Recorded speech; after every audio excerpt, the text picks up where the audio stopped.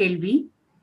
தமிழ் புத்தாண்டு நம்ம பாரம்பரியமா சித்திரையில தான் கொண்டாடுறது ஒரு வழக்கம் இருந்தது. அது நடுவுல தை மாசம் மாறுச்சு, திரும்ப சித்திரைக்கு வந்தது. இப்ப ஏன் அத சித்திரையில கொண்டாடணும்? உங்களுக்கு நம்ம தமிழ் பாரம்பரியத்தில் தமிழ் மொழி ரொம்ப தொன்மையான மொழி. கல் தோன்றி மண் தோன்றா காலத்திற்கு முன் தோன்றிய மூற்ற தமிழ் என்று நீங்கள் கேள்விப்பட்டிருப்பீங்க. அந்த லிங்குவிஸ்டிக்ஸ்னு சொல்கிற அந்த லாங்குவேஜ் ஸ்டடீஸ், அந்த மொழியியல் வல்லுநர்கள் உலகம் எங்கும் இருப்பவர்கள் தமிழ் மொழியே மிக பழமையான மொழி என்று அனைவரும் ஏற்றுக்கொண்ட ஒன்று. நம்ம தமிழ் பாரம்பரியத்தில் ஆயக்கலைகள் 64 வடிவமைக்கப்பட்டது. அந்த காலத்தில் 64 கலைகள்.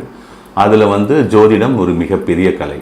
அது சயின்ஸ் ஆஃப் அஸ்ட்ராலஜின்னு சொல்கிறோம் இன்றைக்கி. அது branch of science of astronomy. வானியலை பொறுத்து, வானியல் அந்த கிரகங்கள் அதை பொறுத்து அமைக்கப்பட்டது தான் இந்த சயின்ஸ் ஆஃப் அஸ்ட்ராலஜி. இது ஒரு ஃபுல் ப்ரூஃப் சயின்ஸ். இது முழுமையான ஒரு விஞ்ஞானம், மெய்ஞானத்தின் அடிப்படையில் வடிவமைக்கப்பட்ட ஒன்று. நீங்கள் இன்றைக்கி உட்காந்து கேட்கலாம், அந்த காலத்துலலாம் அவங்க டெலஸ்கோப் வச்சுருந்தாங்களா, இது வச்சுருந்தாங்களா, அது வச்சுருந்தாங்களான்னு. அந்த காலத்தில் அவங்க என்னெல்லாம் வச்சுருந்தாங்கன்னு நம்மளுக்கு தெரியாது.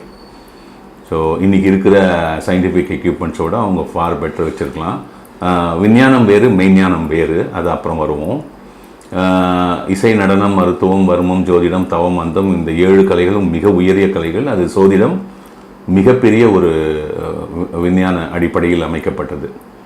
இதில் பார்த்திங்கன்னா தமிழர்கள் மட்டும்தான் முதலில் சூரிய பாதத்தில் அவர்களுடைய கால அட்டவணையை வகுத்தவர்கள். அதாவது உங்களுக்கு 24 ஹவர்ஸ் ஒரு நாள், ஒரு மணி நேரம், 24 ஹவர்ஸ் ஒரு நாள், 60 நிமிஷம் ஒரு மணி நேரம், அந்த மாதிரிலாம் உங்களுக்கு நவீன விஞ்ஞானத்தில் இருக்கும். 60 seconds make 1 minute, 60 minutes make 1 hour, 24 hours make 1 day. அது 12 midnight to 12 midnightனு அவங்க வச்சுருக்காங்க, சில கன்வீனியன்ஸ் ப்ராசஸிங்காக.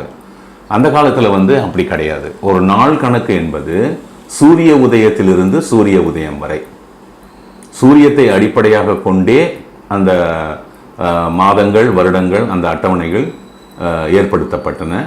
அதுவும் நாழிகையோடு இருக்கும். நம்மளது ஒரு நாழிகைன்னு சொல்லுவாங்க. நம்ம ஒரு மணி நேரத்தை நம்ம நாழிகைன்னு சொல்கிறோம். ஒரு நாழிகை என்பது 24 நிமிடங்கள். 60 நாழிகை ஒரு நாள். சூரிய உதயத்திலிருந்து சூரிய உதயம் ஒரு நாள் கணக்கு. இதில் பார்த்தீங்கன்னா உங்களுக்கு 12 ராசி வரும், 12 ராசி வீடுகள் வரும். நீங்கள் பிறக்கும் பொழுது சந்திரன் எந்த வீட்டில் வீற்றிருக்கிறாரோ அதுதான் உங்கள் ராசி வீடு. லக்னாதிபதி வீடும் குறிப்பார்கள். லக்னம்னா அவங்களுக்கு சோல். இது ஒரு பக்கம் இருக்கட்டும். இந்த 12 ராசியில் முதல் ராசி மேஷம், அப்புறம் ரிஷபம், மிதுனம், கடகம், சிம்மம், கன்னி, துலாம், விருச்சிகம், தனுசு, மகரம், கும்பம், மீனம். மீனம் 12வது வீடு. உங்களுக்கு top left hand side corner பார்த்தீங்கன்னா மீனம் இருக்கும். அதுக்கு பக்கத்து வீடு தான் மேஷம். மேஷம் தான் முதல் வீடு. இந்த மேஷம் ராசியில் எப்பொழுது சூரியன் கால் எடுத்து வைக்கிறாரோ அன்றைக்கு உங்களுக்கு இந்த வருடம் துவங்குகிறது. இதில் எந்த விதமான சந்தேகத்துக்கும் இடமில்லை.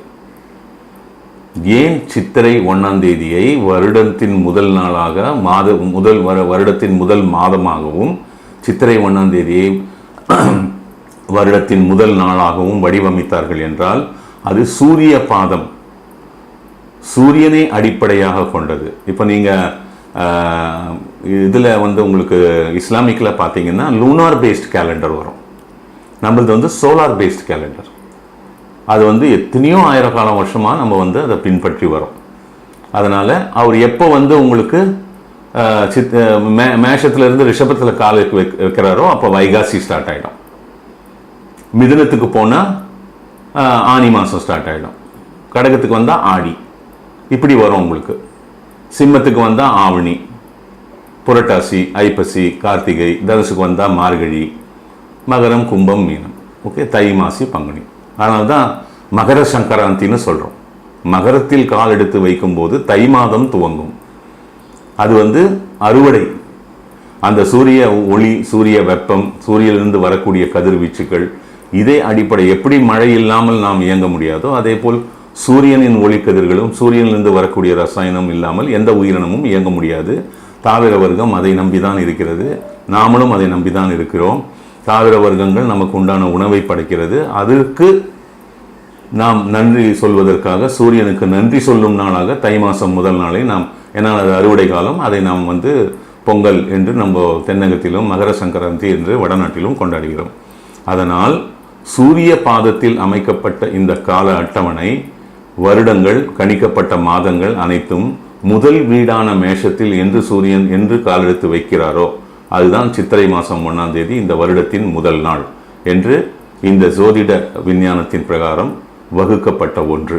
தை மாதம் 1ஆம் தேதி வருட பிறப்பாக வராது. அந்த ஒரு மிகப்பெரிய பண்டிகையை கொண்டாடுவதனால் ஏன் நம்ம அதை மாற்றி அமைத்து கொள்ளக்கூடாது என்று இன்றைக்கு இருக்கிற அறிஞர்கள் எண்ணி அதை ஏற்படுத்தினார்கள். அதிலும் அது பெரிய தவறுன்னு சொல்ல முடியாது.